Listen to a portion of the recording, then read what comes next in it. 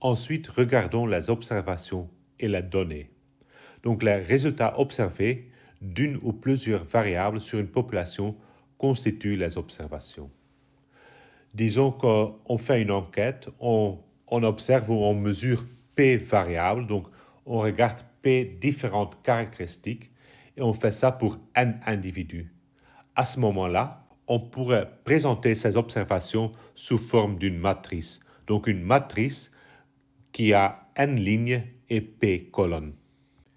Dans cette matrice, la valeur xij, c'est la valeur de la variable g pour l'individu i.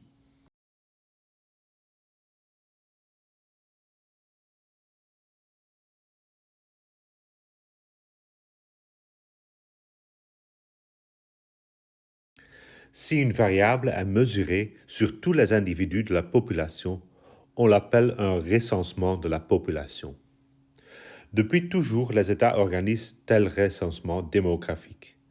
Au départ, ceux-ci servaient à compter le nombre d'habitants de chaque commune et à déterminer leur richesse, mais aujourd'hui ils sont plutôt considérés comme des outils d'aide à la prévision économique.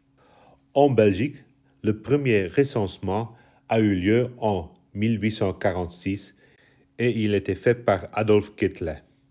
Puis, il y était des recensements tous les 10 ans, avec parfois petit décalage à cause d'une guerre. Le dernier recensement a été organisé en 1991 et puis la procédure a été abolie suite à une modification de la loi. Depuis 2001, un census, donc c'est une utilisation des bases de données officielles et des enquêtes ponctuelles, est organisé. Mais souvent, c'est impossible de faire un recensement car on ne sait pas observer chaque individu de la population. Ça pourrait être à cause d'un budget limité, pas avoir assez de temps pour faire ça ou des autres raisons. À ce moment, on va prendre seulement certains individus de la population en considération. Donc, à ce moment, on va prendre un échantillon qu'on espère qui est représentatif de la population totale. Le fait qu'un échantillon doit être représentatif est très important pour pouvoir faire des conclusions ou des décisions statistiques. Mais la représentativité sera traitée dans un cours de stats inférentielles.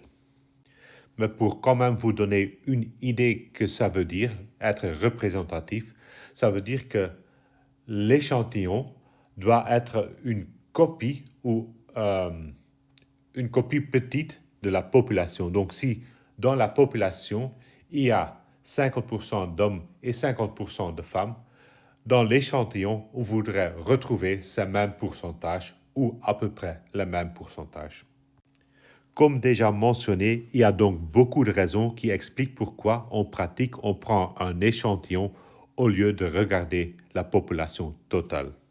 Il pourrait être des contraintes de temps, des contraintes de budget. L'individu pourrait être détruit quand on prend l'échantillon ou quand on fait les observations ou les mesures, etc., etc. Dans ce cours, nous utiliserons les bases de données suivantes. La première base de données sont les communes de Wallonie.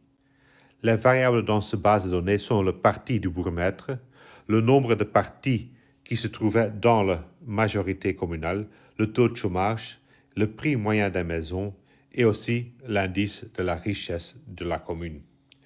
La deuxième base de données contient le nombre de déclarations et le montant du revenu total en 2002 en Belgique.